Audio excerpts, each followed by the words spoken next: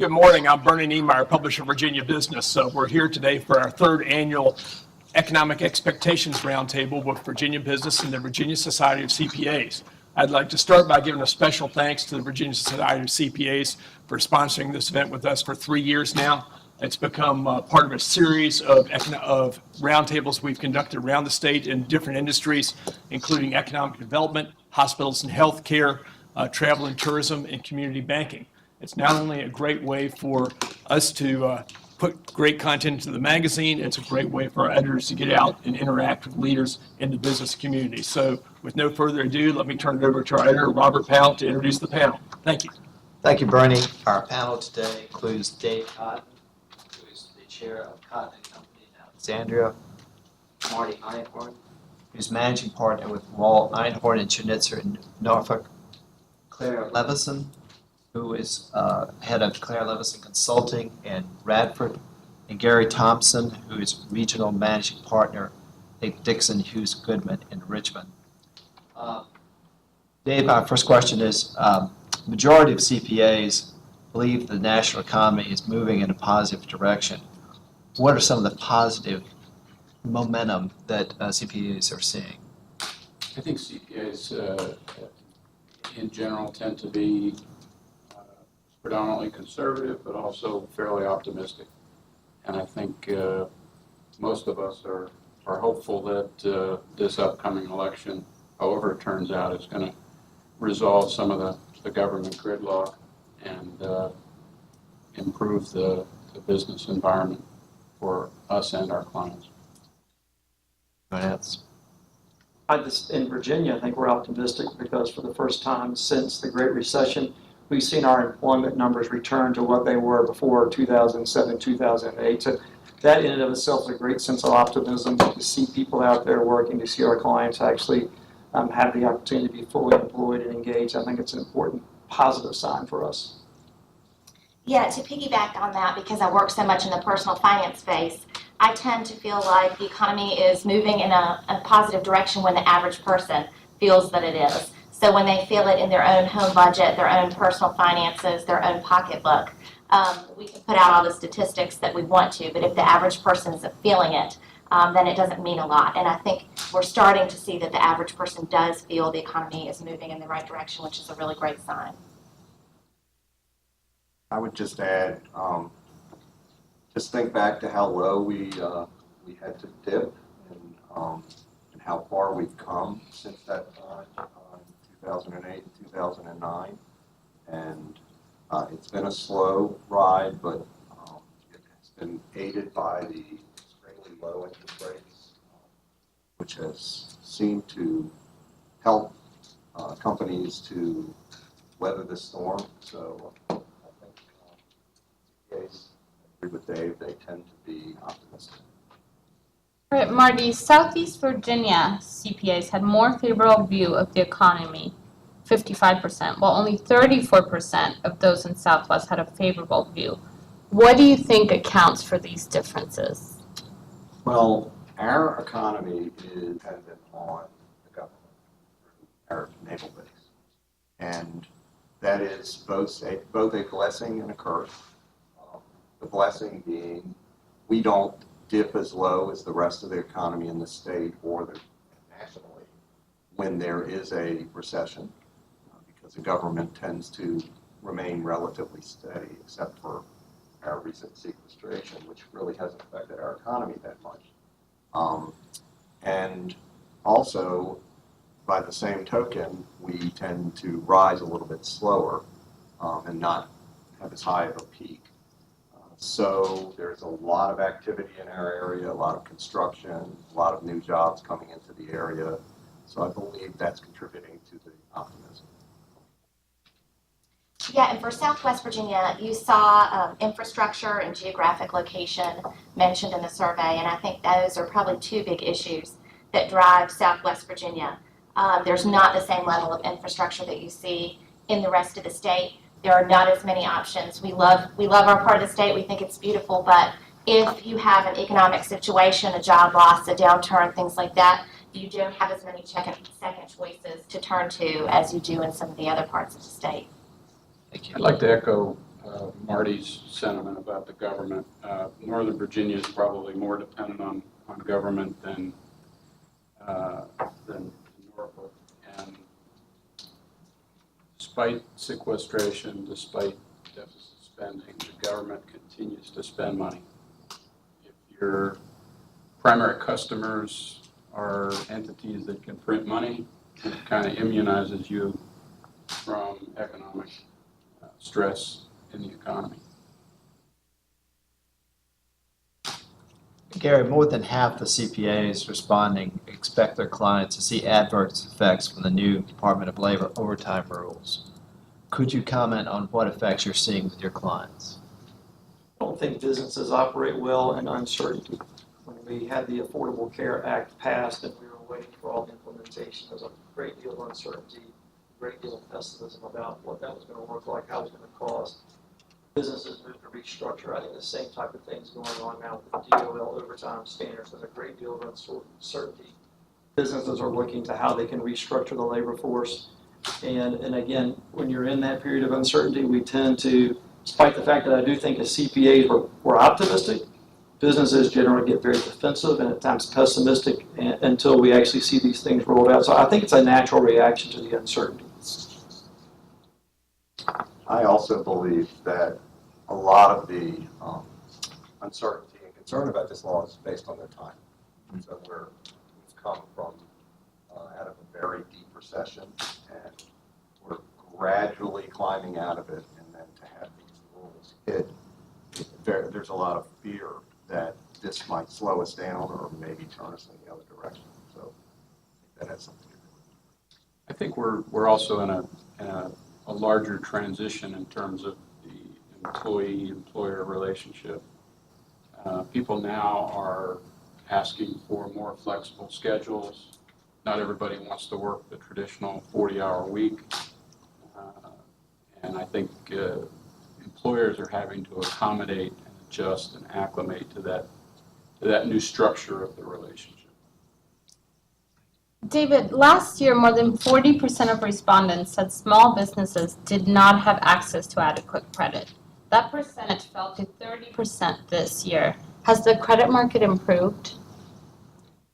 I think we've had substantial increase in government regulation of the credit market with Dodd-Frank and the Consumer Financial Protection Agency. And I think it is more difficult to get financing approved in that greatly increased regulatory environment. I think generally speaking it has improved. There's alternative sources of financing and capital out there that just become a greater part of our economy. I don't know about my colleagues here, but every day someone's being talked to by private equity or venture capital groups, angel investors beyond the traditional banking sources that we think of.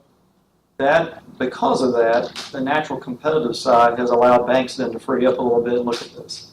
The other aspect is the interest rates have been so low that now banks and others are trying to get in the market. They need to make some money. So I think the natural economic forces of alternative sources of financing, money being on the sidelines for a long time, have opened the doors a little bit.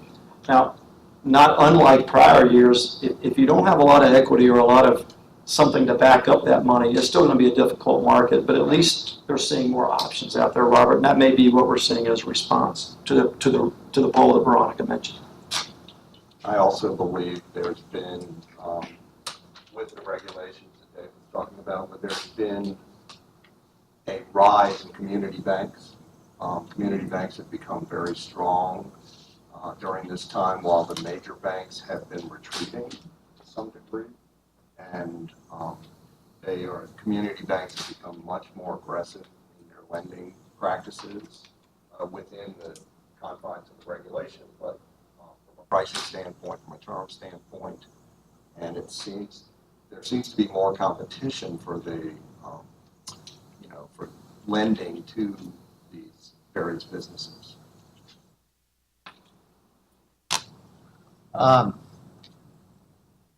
There is a danger that Virginia could see the full force of sequestration coming in future years. How would that affect the state's economy? Marty? Well, assuming that sequestration continues, and there is tremendous retraction like it has been proposed, it will affect the entire state, but specifically Northern Virginia and Southeastern Virginia. We would be dramatically affected, I think, because they don't, the way they have implemented it in the past at least, it's not incremental. It is in very large jumps. For example, deciding to close down an entire base or close down an entire squadron or move them. And so it's something that's very unpredictable, and I think it would have a major impact on the state's economy. I mean, we've gone from $117 billion a year in government contracts awarded in Virginia to $67 billion over an 8-year period of time. So we've already seen a significant hit from either direct sequestration or just a peel back in government funding. The good news is that has created opportunities, particularly when you look in the technology, cybersecurity, and other fields that are beyond the federal government. But even with all that positive reaction, we still are the largest per capita recipient of federal funds. So it, by nature, will have a significant impact, and it cascades through all of Virginia. You know, whether it's the collections here in Richmond for taxes to the direct impact that it has in Northern and Southeast Virginia. It's something that will cascade our economy. It has for a while. We've done a great job of bouncing back from the nearly $50 billion decrease, but it would still have a very significant impact. And then back to the uncertainty question that's been mentioned, it just creates a whole nother level of uncertainty. Willingness to sign long-term leases, willingness to invest, willingness of capital markets to play. So all those things would just be natural reactions to any type of further uncertainty as it relates to sequestration. I think along with sequestration is the larger issue of the federal government's dysfunction in terms of balancing its finances. And I think CPAs in particular tend to have a better understanding that we can't continue to spend substantially more revenue than is taken in. We're now coming up to $20 trillion of recognized debt, and there's at least another $75 trillion of unfunded liabilities. And those of us that have a accounting background understand that sooner or later something's going to have to give, and we don't know when that's going to be.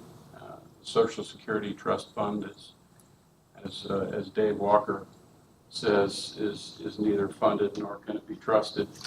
And we hit the crossover year in 2011 when we started paying out more in Social Security than we were collecting in taxes, and that will have an accelerating impact on deficit spending. The other symptom of government dysfunction is, and we're looking at potentially another government shutdown coming up here in a few weeks. And typically, if you're a government contractor, that hits you pretty hard because the uncertainty, you don't know how long you're going to have to be shut down. And ironically, after every government shutdown, government employees are made whole, but contractors end up getting the short end of the stick. They lose in that proposition. All right, Claire. Governor McAuliffe has made changing Virginia's economy one of his top priorities. However, only 13% of the respondents believe Virginia has lessened its dependence on federal spending. In Southeast Virginia, only 5% have seen significant change. How do you interpret those results? Well, as I'm sitting here listening to these last couple questions, there are a couple of themes going through my head, and I think you started touching on it, which is, you know, we talk about all these things, and what are businesses going to do about them? And I think that the technology that you mentioned with the credit sourcing, so how are you going to be able to move and change? We can't always affect government, we know, unfortunately, is sometimes very immovable. So what can we do as businesses and as individuals to kind of maneuver around that? And there were some questions in here about exports. Is your company going to increase exports? I think the majority answered no, or that they didn't, either no or that they didn't know. Is Virginia doing enough about foreign business to attract more business? We're not sure. So clearly that is a space in which more needs to be done. And I think you're going to see businesses moving to that in general as, you know, technology is opening up the world, opening up to those global markets that help us weather what's happening here in our own state and national government, and then taking advantage of technology. I hate to say, you know, thinking outside the box because it's kind of an overused cliche kind of thing, but what are businesses going to do to take advantage of some of these emerging trends, the crowdfunding and the crowdsourcing and these alternative credit sources, all kinds of technology advances that make the business world look so much different than it has in the past. So just really being able to take advantage of those outside opportunities as well as do what we can to make our own local, state, federal government the best it can be for the business climate. Anyone else? I would just like to add that the state government has been very supportive of the Port of Norfolk and the, the ship chandlery, and they've just agreed to a $350 million bond deal that will help the Norfolk International Terminals expand to deal with these new super tankers that are going to be passing through the Panama Canal. And we have to adjust to that. We have a leg up on the rest of the eastern coast, but we have to adjust very quickly. So that goes back to the infrastructure investment that is needed in every part of the state. So I think we're fortunate and we will benefit from that, as will the rest of the state. But there's so much that's needed across our state. And there's only a certain amount of money that's available. Gary, this year and last, the survey showed that CPAs are frustrated by political partisanship at the state and federal level, saying it prevents government from addressing urgent needs. What are some of the needs that are being neglected because of political gridlock? Well, you know, we were in an era that 4 or 5 years ago, the number one topic that everyone felt was being impacted was transportation. And to the credit of both Democrats and Republicans, we were able to see some significant transportation funding in our last two governors, and I think people saw that happen, saw that work effectively. The Go Virginia, Robert, that just began bipartisan legislation is an example of what can happen if they see bipartisanship. You're thinking differently. You're thinking more regionally as opposed to just your municipality. Those are the type of things that business leaders see, and they see inhibited by partisanship. So if we just think back over the last couple of years to things such as Medicaid reform as an example, to really be provocative and get a good conversation going, we have been at such opposite ends of the two political spectrums, and they're dug in, and there's been no movement on that. And so business leaders, without prejudicing what the answer should be, I'm not certainly want to prejudice the answer, but they look at that and say, there's somewhere, depending on who you want to believe, between $10 and $12 billion that's at stake.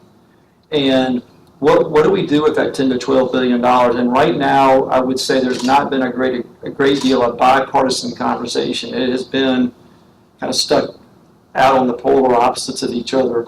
Organizations, business organizations such as the Virginia Chamber and others have tried to find a middle ground, which is let's reform and expand and take advantage of that.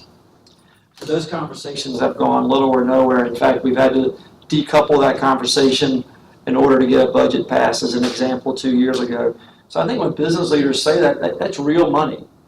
Now, whether that should be $2 billion or $12 billion, we want to argue today, but the point is there's this feeling that we're leaving something out there by not at least talking about it and reaching some type of conclusion on it.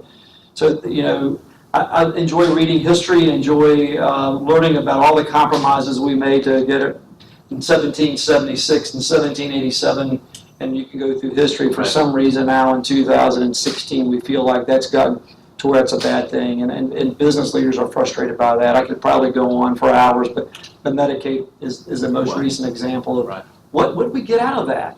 And yet we've stayed completely apart on that, and business leaders by nature would say, let's get in a room, Right, let's try to hammer this out, let's figure out where we can go, and it's not happening. right. Anyone else? The thing that concerns me is that it's a product of the partisanship and gridlock is we've actually stopped talking about the fiscal uncertainty in the future. And people, our clients, our business people, they understand that you can't consistently spend 40% more than you take in. And I think there's a looming crisis. I'm not sure exactly how it's going to get resolved, but it's going to have to get resolved. So I think, and I don't see any relief of the partisanship and the division in Washington. I don't see any relief in sight. And I think a piece of that is educating the public about the financial literacy associated with overspending, with government overspending, trying to do that in a nonpartisan way, which I think CPAs have done an excellent job, because at some point you feel like it's going to have to come from the people pushing it to the government, because the government doesn't seem to be doing it on their own. But the people need to be educated. And I think when they are, you know, there are some very good videos put out about, well, is this how you would run your own house? This is what the government, you know, is doing. They're way overspending. You wouldn't be able to survive your own family finances if you did that. So I think there's a huge education, a financial education piece that comes along with breaking some of that gridlock so that people understand it's not a Republican or Democratic issue. It's just basic, you know, math.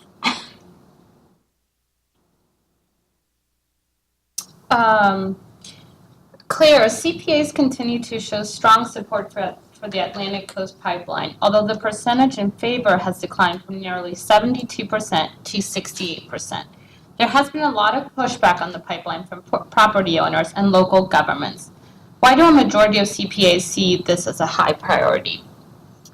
Well, I think this is another issue that's probably going to get wrapped up in that partisan. You know, people have a personal feeling about landowner rights versus what's good for the economy. It's one of those issues that you typically see people that you would expect to feel one way about it actually feel a different way when you talk to them. But I think it's one of those things that becomes so wrapped up in your personal feeling about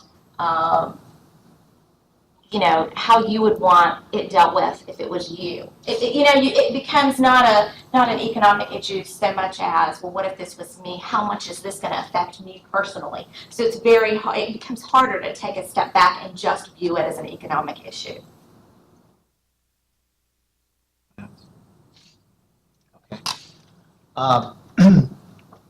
Marty, infrastructure and healthcare costs remain the most pressing issues in Virginia, according to the survey. Why do these issues continue to rise to the top? Do you see any promise of change? That's a great question. And healthcare first is, you know, with the Medicare issues that Gary was talking about, and the Affordable Care Act, and just so many places where there is uncertainty for the businesses, it just creates a lot of negative feelings and a lot of, well, as CPAs, I would say we have worked very hard to try to come up with strategies that businesses can kind of negotiate their way around these rules, and it is not easy. Not to suggest that we would have them not, you know, live by those rules, but it's very complicated, and so I think we're still in that phase where people don't understand exactly what is being asked of them, and therefore it's a major concern. When it comes to infrastructure, we've been through this period of decades of not doing our deferred maintenance.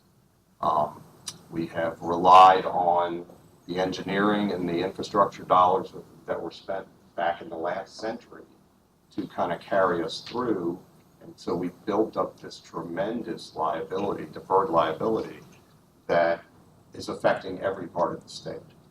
And the prospect of us growing in a double-digit economy is almost scary because the infrastructure is so far behind that.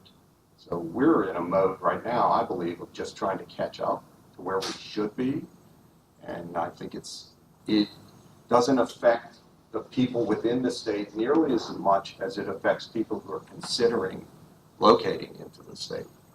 Because they look at where we are and what our deferred maintenance is, and they say, well, I have other options. I can go somewhere else who has chosen to make those investments. So it's very, very much at the top of my region's mind, and I'm sure it is also at the top of the minds of the entire state. We've had some issues in Northern Virginia that illustrate just how fragile our infrastructure status is. We've had some issues with Metro trains catching on fire. And so Metro shut down the entire system for 2 days to do inspections of the system. And during that period of time, there was traffic gridlock all over Northern Virginia, all over the DC metro area. And it just illustrates that some minor shutdown in any of our traffic systems is going to have a profoundly disruptive effect on everybody's business. The infrastructure issue, so there's a singleness of thought as you go across the state that we need to fix it, but there's a complexity to it, and that if you go to the various regions, what you're talking about is completely different. So David highlights that up in Northern Virginia, they would talk about something that none of the rest of us can relate to, which is a mass transit system.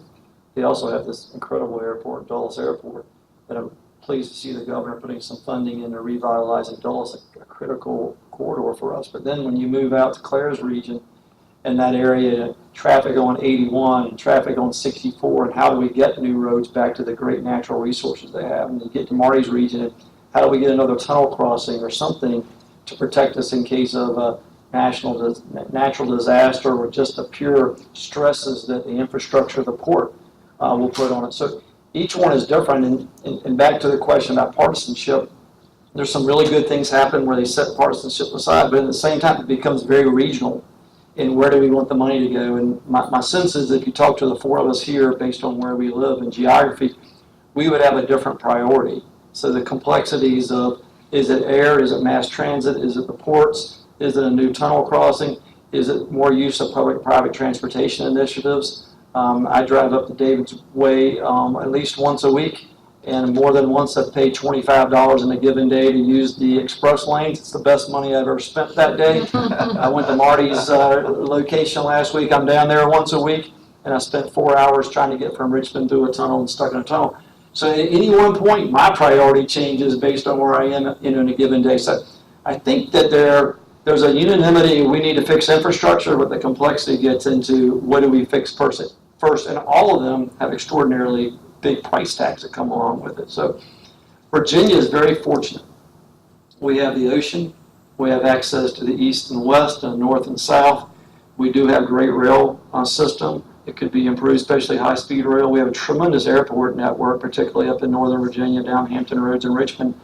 But each of those need to be lifted up to compete with the Charlottes, the Atlantas, and the others of the world who really have outpaced us on an overall basis. Yeah, I know in our part of the state, we're very excited at the thought of the Amtrak extension. And also just basic transportation things like, more direct flights to New York City from Roanoke Airport. So you're right.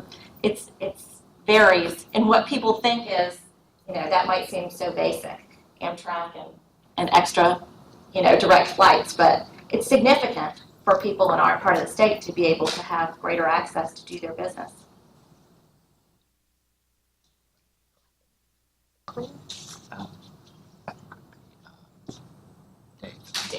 Dave.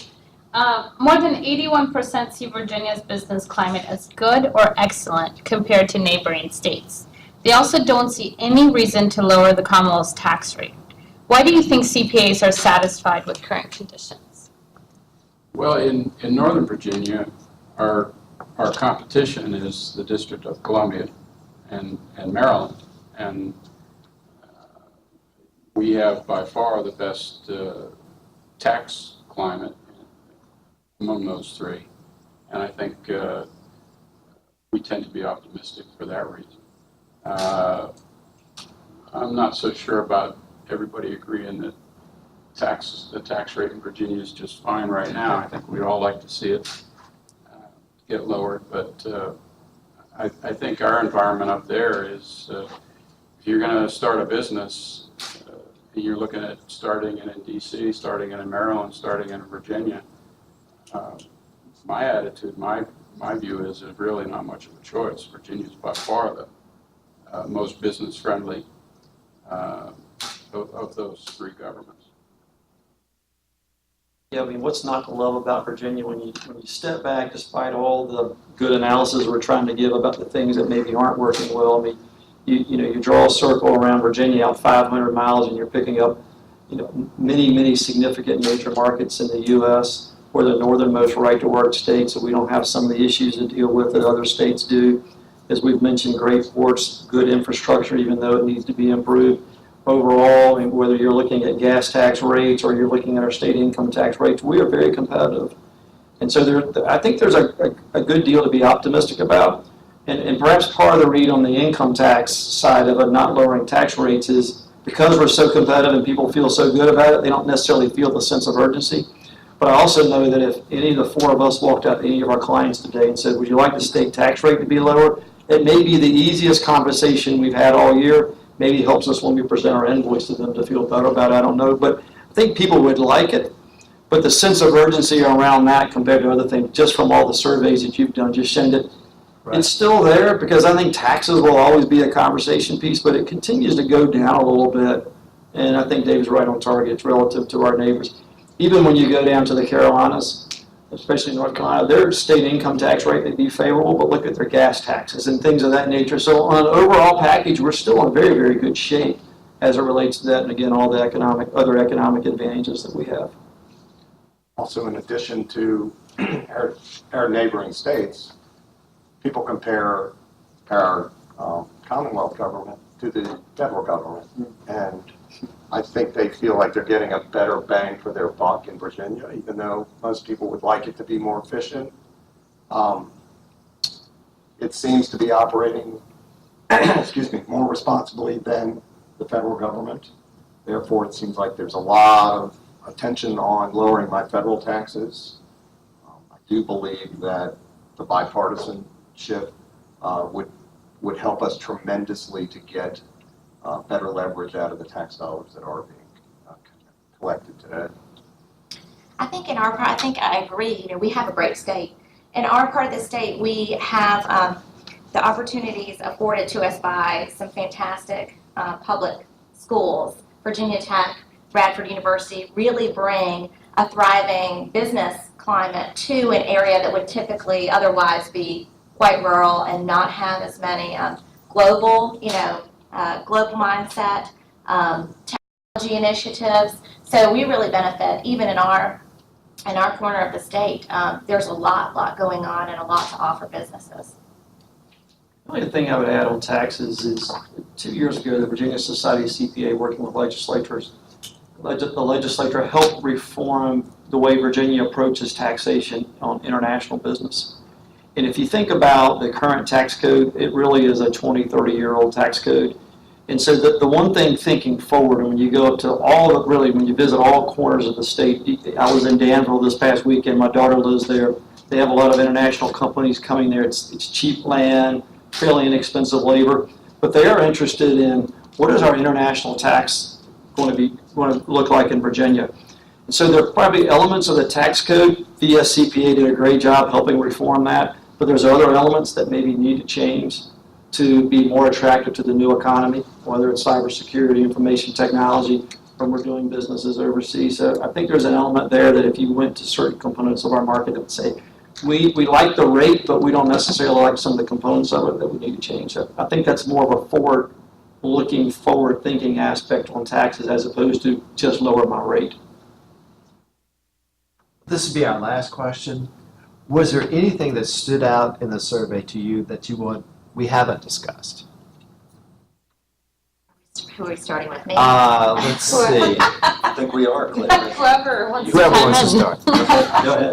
No, David can go The first. biggest challenge that in my my business, CPA firm, trying to do accounting and auditing work. Our biggest challenge is human resources. And in Northern Virginia, it's a real seller's market for skilled accounting and auditing, particularly people who have our primary client base is government. People have that experience. And we're also seeing, in addition to a shortage of supply, we're seeing the millennial attitude of mobility. The environment I grew up in, the tradition was you found yourself a career and stayed with that company for a long time. I remember when I was in charge of recruiting, I would use as an initial screen when I'm looking at people's resumes, if they had a history of changing jobs pretty often, I'd discard those. That was a weeding out. You can't do that now. Kids today will change jobs every year, and it's very difficult to compete in that environment. And what we're seeing in the group of firms that we compete against is our people are moving amongst those firms, and it's a very difficult thing to manage. One of the things that we've done to address that is we began participating in best places to work surveys. It was nice to get the awards, but more important was we were learning how we could make our employment environment more favorable, and that's been beneficial, but still we're seeing a lot of churning of people moving from firm to firm, and I don't know the solution to that. I totally agree, David. We're in two different markets and we have two different issues. You're in a highly competitive market, so there's a lot of talent flowing into your market, but there's not enough positions for all of those people. We have a different issue when it comes to the talent. Our area struggles to attract quality talent. And I'm not just talking about CPAs, I'm talking about talent in every area, because the rest of Virginia and the rest of the Eastern Coast sees us as a Navy town. Yeah, they see Virginia Beach as a resort, and they see Norfolk as a Navy town. So getting people from outside of the area to come and experience what we have to offer is a real challenge. Another surprise that I saw in the survey was the fact that so many people responded that they did not know whether the economic revitalization efforts in Southwest Virginia have made a significant progress in the economy. So I think that highlights the regionalism that we deal with and the fact that we tend to only focus on our own region. I believe we can help break this partisanship if, as business people, we work more closely together as a state. I think the VSCPA, for example, and also Virginia Business does a very good job of trying to unite us all. But you know, the legislature doesn't necessarily do a great job of that. So I think education and cooperation is something that we're probably in need of. That's the same result that I picked up on, definitely, because in the rest of the state, people said they didn't know about those economic efforts. And in Southwest Virginia, people said no. The economic revitalization efforts have not made significant progress in the economy. So I picked up on that as well, but what I also thought was interesting is that overall, Southwest Virginia mirrored very closely the same opinions of the rest of the state, which I think is a good thing for that unification and for everyone being on the same page to move forward. It might be more difficult if you saw that people in that region had completely different sets of concerns that were not really on the priority list of other parts of the state. But everyone's concerns seem to be pretty closely related to the same top issues, and that I think is a positive thing for progress. When we talk about job growth and job creation, we tend to think of new businesses coming in, the Governor's Opportunity Fund, et cetera. What was encouraging, so not a shocker, but a little bit of a surprise to look at how existing businesses reviewed in terms of 19% said they're going to increase capital spending, and I think it was 32% said they're going to increase the number of people they were hiring. The revitalization of Virginia and growth is going to come from our existing businesses, particularly our small businesses that I think societies, VSCPA members and CPAs represent so well. It was encouraging to me to see our clients, our businesses that we touch every day saying, we're going to increase capital spending and we're going to start hiring. If we have a couple of years of that, it'll be very good for Virginia. Well, thank you all very much, and we thank the CPA Society for putting this together for us. Thank you. Thank you. Thanks. Thank you for watching the 2017 Virginia Economic Expectations Survey. I'd like to thank everyone who participated in the survey presented by the VSCPA and Virginia Business Magazine. Special thanks go to our CPA panelists, David Cotton, Marty Einhorn, Clare Levison, and Gary Thomson, who graciously gave of their time to lend insight to the survey results. CPAs have unique expertise on economic and business issues, and through this survey, we hope to share that expertise with Virginia's taxpayers. Thanks for watching.